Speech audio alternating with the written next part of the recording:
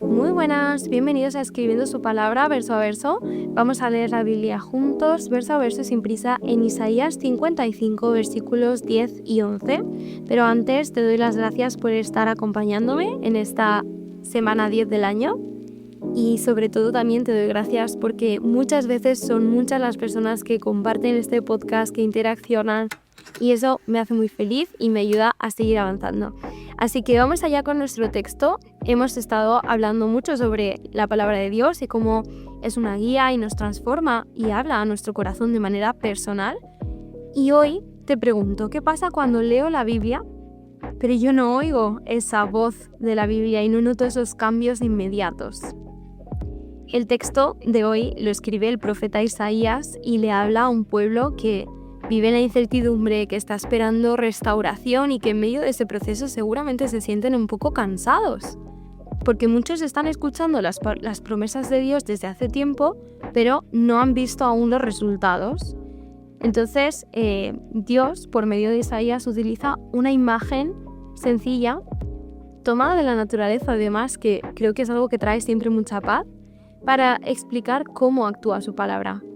Y dice, así como la lluvia y la nieve descienden del cielo y no vuelven allá sin regar antes la tierra y hacerla germinar y florecer, para que dé semilla al que siembra y pan al que come, así también es la palabra que sale de mi boca.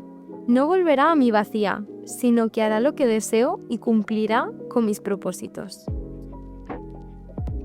Mira qué interesante esta imagen de la lluvia.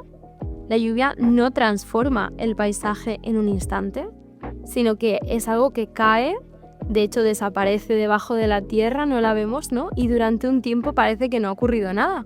Pero debajo de la superficie, pues está empezando un proceso que es invisible, que es que las semillas que habían en esa tierra comienzan a hincharse, se abren, comienzan a echar raíz y esas raíces crecen. Y esa vida de esa semilla se prepara para poder salir a la superficie.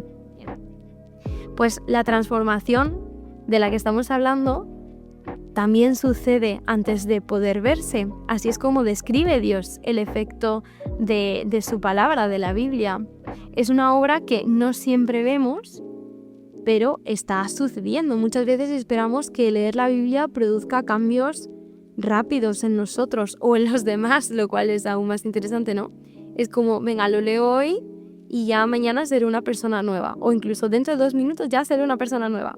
Pero leer la palabra de Dios es algo que trabaja de forma más profunda que inmediata. Va pues formando nuevos pensamientos, reordenando las prioridades, va suavizando nuestras actitudes y también, pues por volver a ese ejemplo de la semilla, ¿no? Pues va plantando esperanza donde antes a lo mejor habían miedos, ansiedades, incertidumbres.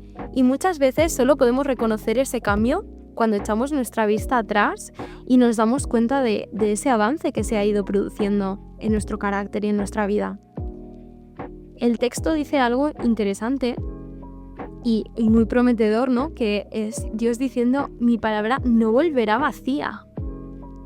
Pero me gusta porque no depende de cuánto entendamos, ni tampoco de cuánto sintamos, ni siquiera tampoco depende de nuestro estado emocional cuando leemos la Biblia, sino que la eficacia de la palabra de Dios descansa en Dios mismo, no en nuestra capacidad. Porque incluso en días en los que a lo mejor sentimos que hemos leído la Biblia de manera más distraída o que estábamos cansados o nos sentíamos que no estábamos conectando porque a lo mejor era una época que espiritualmente no estábamos bien, aún así la palabra sigue sembrando y sigue siendo esa semilla que va creciendo poco a poco. Y es un crecimiento orgánico porque hay una diferencia entre fabricar cambios y cultivar vida.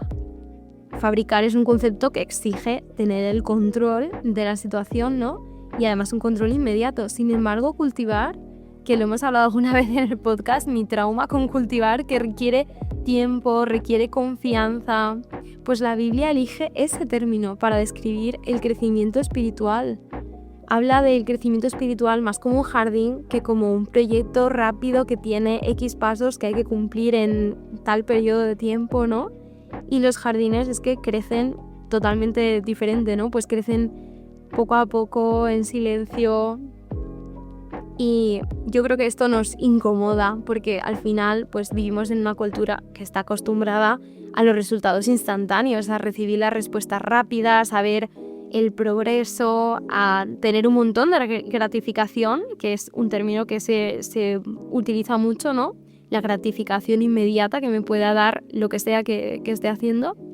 Pero las transformaciones más profundas en nuestra vida siempre requieren de tiempo. Por ejemplo, cuando tú formas confianza con una persona, pues requieres de un tiempo de amistad con esa persona y vivir ciertas experiencias con ella para poder ir superando, digamos, esos niveles de confianza. O, por ejemplo, cuando tu carácter está siendo transformado, eso es algo que requiere de tiempo. O el amor que se forma con otra persona, o incluso la sabiduría que ganas sobre, por ejemplo, un tema en concreto, ¿no? Pues todo son cosas que requieren de tiempo. Y la fe, en este caso, no es una excepción. Así que recuerda que la palabra de Dios está obrando, incluso aunque ahora mismo no percibas esos cambios inmediatos. No te preguntes qué has sentido cuando lees la Biblia, sino pregúntate qué semilla puede estar plantando Dios en mí a través de este texto. Y deja espacio al tiempo y deja espacio a ese crecimiento que no necesita de prisa. Ya las cosas van muy rápido a nuestro alrededor como para darle prisa también a esto, ¿no? Disfrutemos el proceso de conocer a Dios, de conocer lo que Él está haciendo en nosotros y de ver cómo su palabra va influyendo en nuestra vida. Que esta palabra te acompañe hoy y nos encontramos mañana con otro verso a verso.